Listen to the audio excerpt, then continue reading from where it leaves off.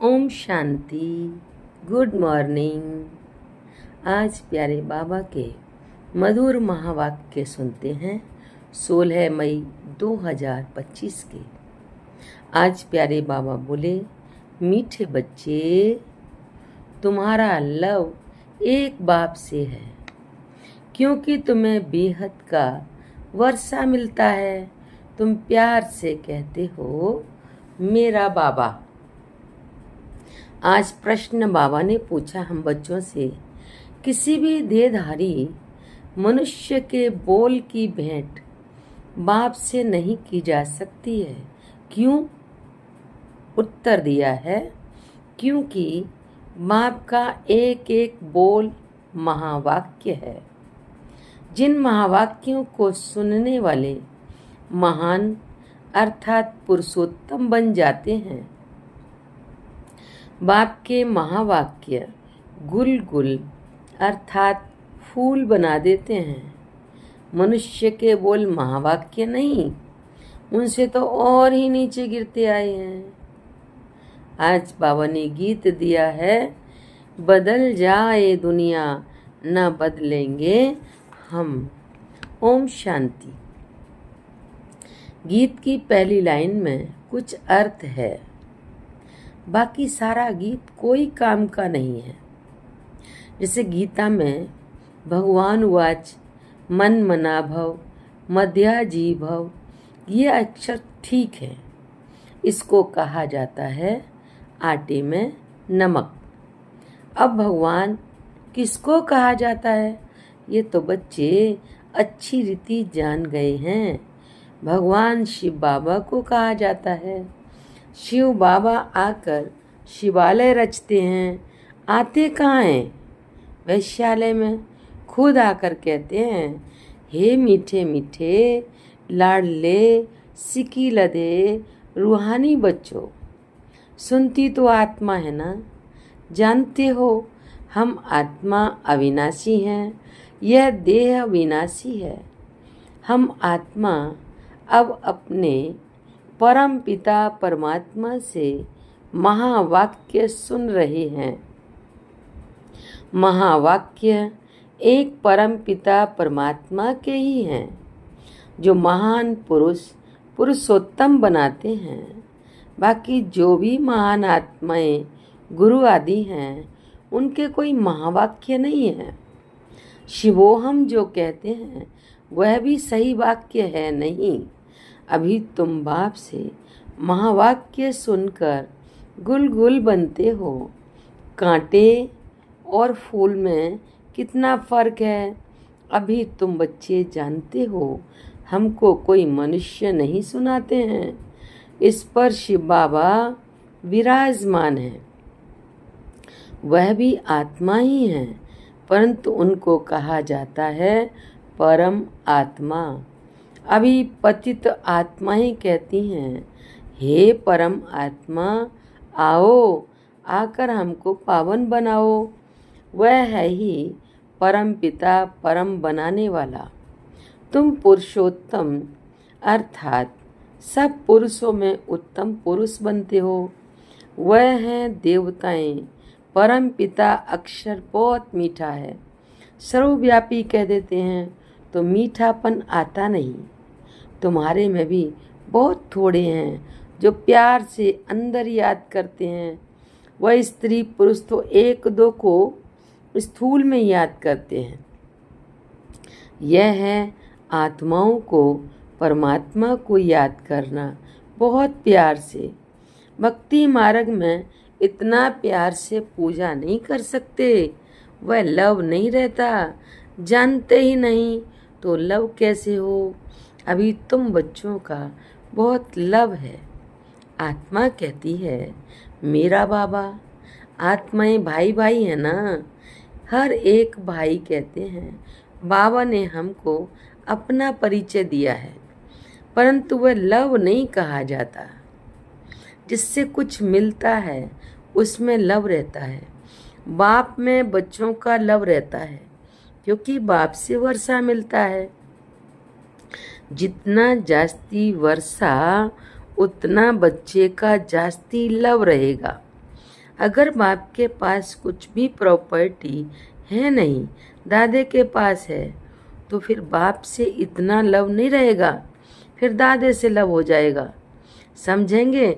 इससे तो पैसा मिलेगा। अभी तो बेहद का बाप है। तुम बच्चे जानते हो, हमको बाप पढ़ाते हैं। ये तो बहुत ही खुशी की बात है। भगवान हमारा बाप है।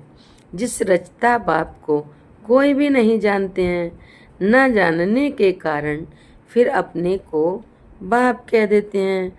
जैसे बच्चे से पूछो, तुम्हारा बाप कौन?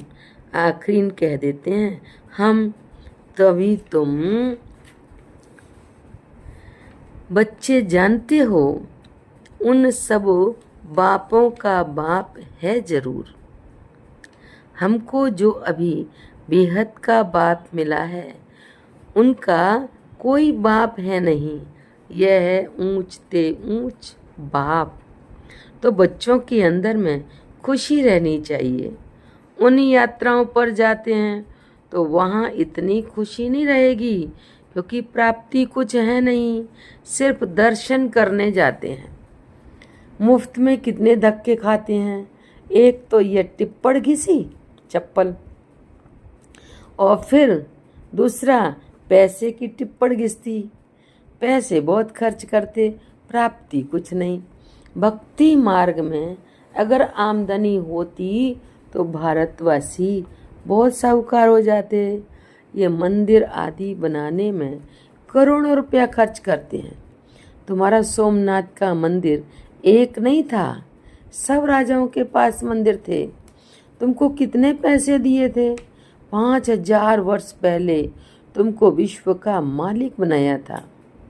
एक बाप ही ऐसे कहते हैं।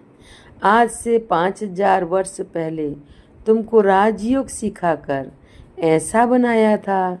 अभी तुम क्या बन गए हो? बुद्धि में आना चाहिए ना। हम कितना ऊंच थे, पुनर्जन्म लेते लेते एकदम पट पर आकर पड़े हैं, कौड़ी मिसल बन पड़े हैं।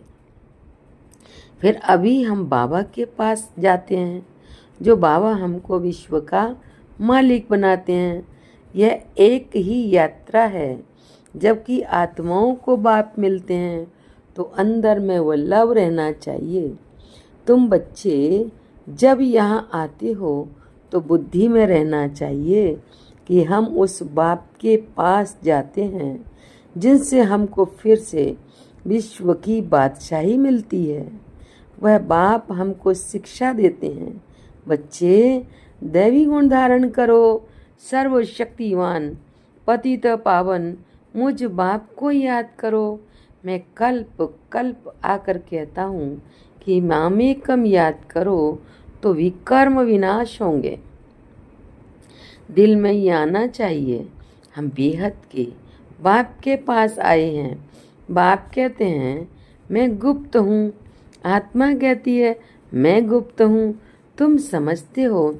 हम जाते हैं शिव बाबा के पास, ब्रह्मा दादा के पास, जो कंबाइंड हैं, उनसे हम मिलने जाते हैं, जिससे हम विश्व के मालिक बनते हैं। अंदर में कितनी बेहद खुशी होनी चाहिए।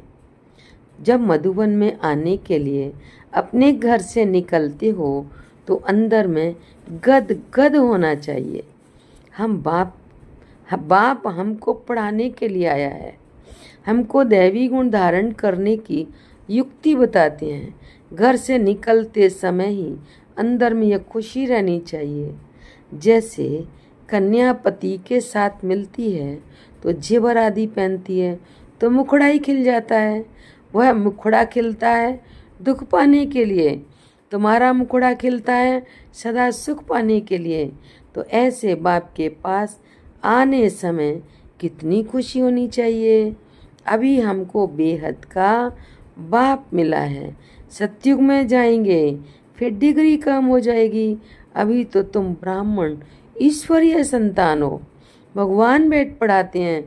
वह हमारा बाप भी है, टीचर भी है, पढ़ाते हैं, फिर पावन बनाकर साथ में भी ले जाएंगे। हम आत्मा अब इस छी रावण राज्य से छूटते हैं। अंदर में अथाह खुशी होनी चाहिए। जबकि बाप विश्व का मालिक बनाते हैं तो पढ़ाई कितनी अच्छी रीति पढ़नी चाहिए। स्टूडेंट अच्छी रीति पढ़ते हैं तो अच्छे मार्क्स से पास होते हैं। बच्चे कहते हैं बाबा हम तो श्री नारायण बनेंगे। यह है ही सत्यनारायण की कथा, अर्थात नर से नारायण बनने की कथा। वह झूठी कथाएं जन्म जन्मांतर सुनते आए हो। अभी बाप से एक ही बार तुम सच्ची सच्ची कथा सुनते हो। फिर भक्ति मार्ग में चला आता है। जैसे शिव बाबा ने जन्म लिया, उसकी फिर वर्ष वर्ष जयंती मनाते आए हैं। वह कब आया, क्या किया, कुछ भी नहीं जानते। अच्छा, कृष्ण जयंती मनाते हैं, वह भी कब आया, कैसे आया, कुछ भी पता नहीं है। कहते हैं कंसपुरी में आता है। अब वह पतित दुनिया में कैसे जन्म लेगा। बच्चों को कितनी खुशी होनी चाहिए। हम बेहद के बाप के पास जाते हैं, अनुभव भी सुनाते हैं ना। हमको फलाने द्वारा तीर लगा, बाबा आए हैं। बस उस दिन से लेकर हम बाप को ही याद करते हैं। यह है तुम्हारी बड़े ते बड़े बाप के पास आने की यात्रा। बाबा तो चैतन्य है, बच्चों के पास जाते भी हैं।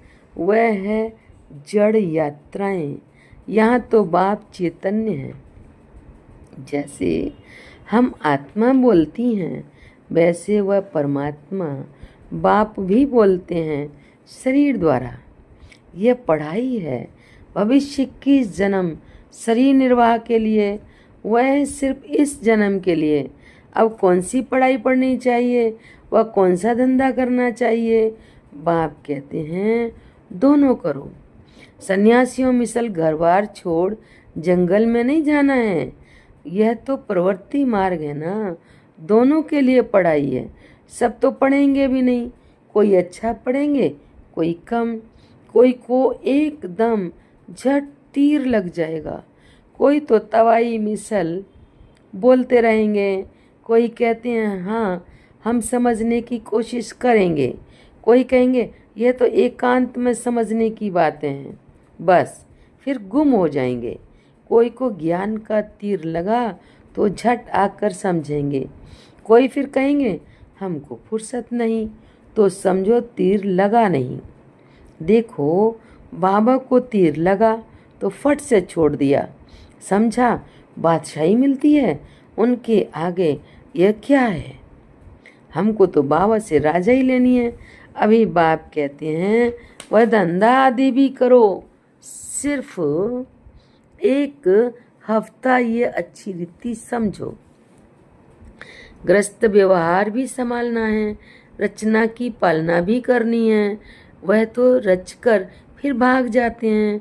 बाप कहते हैं तुमने रचा है तो फिर अच्छी रीति संभालो। समझो स्त्री अथवा बच्चा तुम्हारा कहना मानते हैं तो सपूत है, नहीं समझते तो वो कपूत हैं। सपूत और कपूत का पता पड़ जाता है ना। बाप कहते हैं तुम श्रीमत पर चलेंगे तो श्रेष्ठ बनेंगे, नहीं तो वर्षा मिल ना सके। पवित्र बन, सपूत बच्चा बन, नाम वाला करो। तीर लग गया फिर तो कहेंगे बस अभी तो हम सच्ची कमाई करेंगे। बाप आए हैं शिवालय में ले जाने, तो शिवालय में जाने के लिए फिर लायक बनना है, मेहनत है। बोलो अब शिव बाबा को याद करो, मौत सामने खड़ा है, कल्याण तो उनका भी करना है ना। बोलो अब याद करो तो विक्रम विनाश होंगे। तुम बच्चियों का फर्ज है पियर घर और ससुर घर का उद्धार करना। जबकि तुम्हें बुलावा होता है तो तुम्हारा फर्ज है उनका कल्याण करना। रहम दिल बनना चाहिए। पतित तमो प्रधान मनुष्यों को सतो प्रधान बनने का रास्ता बताना है। तुम जानते हो हर चीज नई से पुरानी जरूर होती है। नरक में सब पतितात्माएं हैं। तब तो गंगा में स्नान कर पावन होने जाते हैं। पहले तो समझें कि हम पतित हैं, इसलिए पावन बनना है।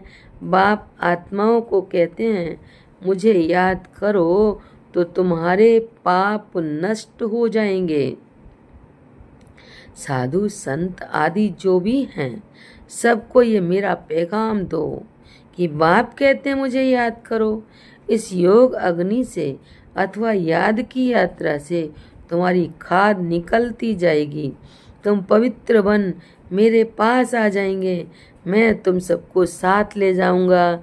जैसे बिच्छू होता है, चलता जाता है, जहाँ नरम चीज़ देखता है तो डंक मार देता है। पत्थर को डंक मार कर क्या करेगा? तुम भी बाप का परिचय दो। यह भी बाप ने समझाया है।